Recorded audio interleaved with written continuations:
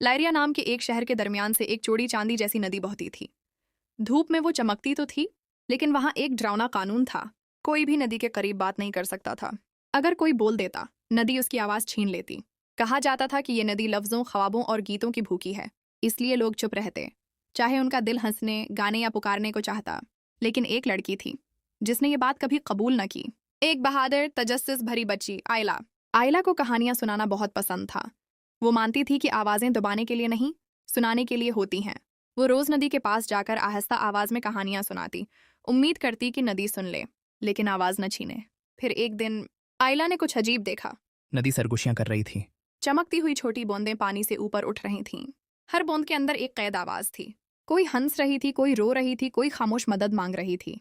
नदी ने गहरी आवाज में कहा, तुम इंसान कभी नहीं सुनते, तुम एक दूसरे पर चलाते हो। मैं उनके लफ्जों को महफूज रखती हूँ। आयला आगे बढ़कर बोली, लेकिन आवाजें खामोशी में महफूज नहीं होते, इन्हें सुनाया जाता है, बांटा जाता है। नदी बुघलाई, तुम्हारी आवाजों ने दोस्ती तोड़ी, जंगें करवाई, झूठ फैलाए। आयला का दिल कांपा, मगर वो डरी नहीं। हाँ, कभी आवाजें तकलीफ देती हैं, लेकिन उनके बगैर हम टूटी हुई चीजों को जोड़ भी नहीं सकते। नदी रक गई। आयला ने पानी में हाथ डाला। एक जगमगाती बूंद उसकी हथेली पर आ बैठी। एक बच्चे की हंसी।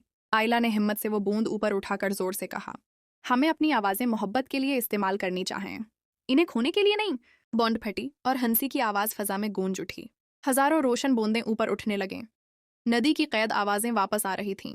शहर के लोग नदी के किनारे दौड़ते हुए आए। बरसों पुराने गीत और कहानियां फिर सुनाई देने लगे। नदी नरम लहरों के साथ बोली, तुमने मुझे याद दिलाया कि खामोशी अमन नहीं होती और डर हिफाजत नहीं होता। एक आखिरी चमकदार लहर के साथ नदी ने सब आवाजें आजाद कर दी। आयला को पूरी लायरिया की हीरो कहा गया, क्योंकि उसने बोलने की हिम्मत की जब सब चुप थे। सबक, आपकी आवाज में ताकत है, उसे हिम्मत और नरमी के साथ इस्तेमाल करें।